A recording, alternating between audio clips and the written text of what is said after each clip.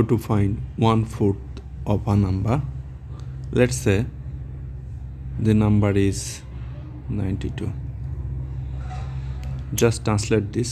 1/4 of means multiplication sign, then 92.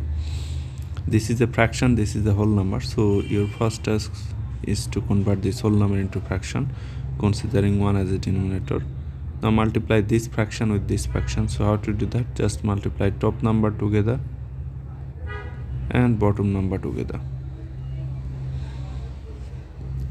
So 1 times 92, 92, 4 times 1, 4.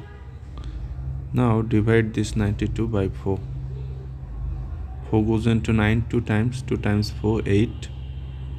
Subtract 1, bring down this 2. 4 goes into 12, 3 times 4, 12. Subtract 0. So our answer is 23. So this is the way to find out 1/4 of a number.